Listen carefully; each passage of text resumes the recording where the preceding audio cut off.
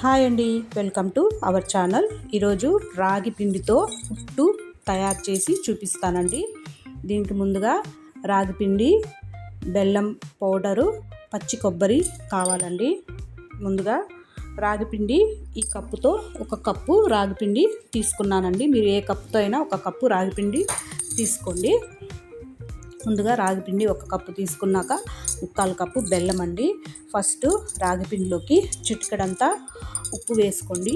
ఈ ఉప్పు ఎందుకు వేస్తున్నామంటే ఏ స్వీట్లోకైనా కానీ, పాయసంలోకి కానీ, ఇట్లా పిట్టు కానీ, ఏదైనా కేసరి కానీ ఇట్లా వాటిలోకి చిటికెడంతా ఉప్పు వేసుకుంటే టేస్ట్ బాగుంటుందండి.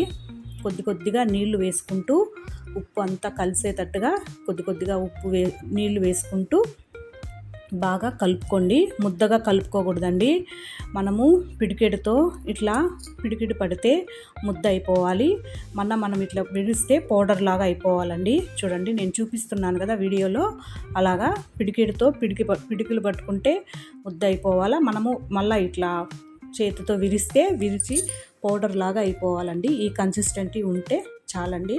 తర్వాత దీన్ని ఆవిరికి ఉడకబెట్టుకోవాలండి.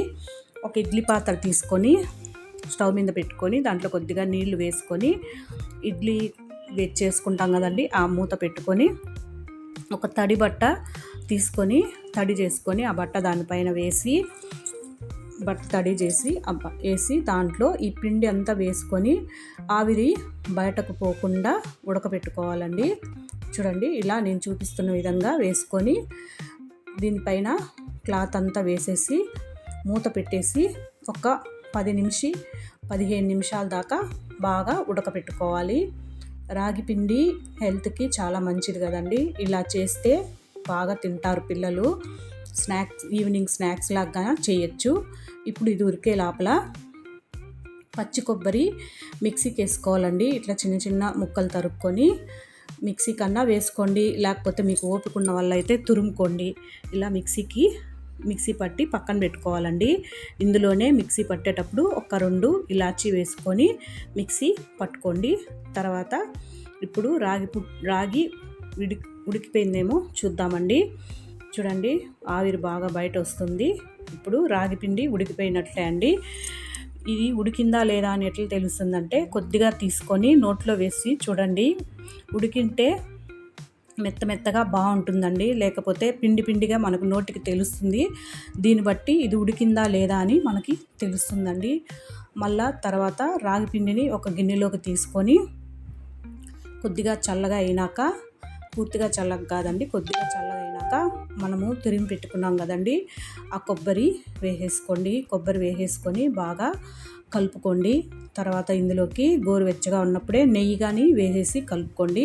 కానీ బెల్లం మాత్రము ముందే వేయొద్దండి, ఎందుకంటే బెల్లం ముందే వేస్తే రాగి పుట్టు ఆ వేడిదనానికి ముద్దగా అయిపోతుందండి. కాబట్టి పూర్తిగా చల్లబడాక వేసుకోండి. ఇప్పుడు ముందుగా పచ్చి కొబ్బరి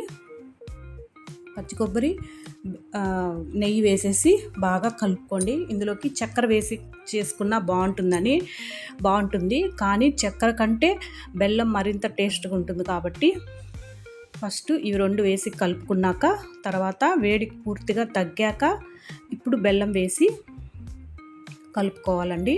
చూడండి, ఇలా 2 వేసి కలిపేశాను. కొబ్బరి నెయ్యి వేసి కలిపాను కదండి. ఇప్పుడు బెల్లం వేసి బాగా కలుపుకుందామండి. ఇలా వేసి కలుపుకుంటే రాగి పుట్టు తయారైపోతుంది. ఇది చాలా హెల్దీ ఫుడ్. ఈ రాగి పుట్టు కానీ నేను చేసిన విధానం కానీ మీకు నచ్చినట్లయితే నా ఛానల్ని లైక్ చేసి, షేర్ చేసి, సబ్స్క్రైబ్ చేసుకోండి. మరొక వంటతో మళ్ళీ కలుస్తాను. బాయ్.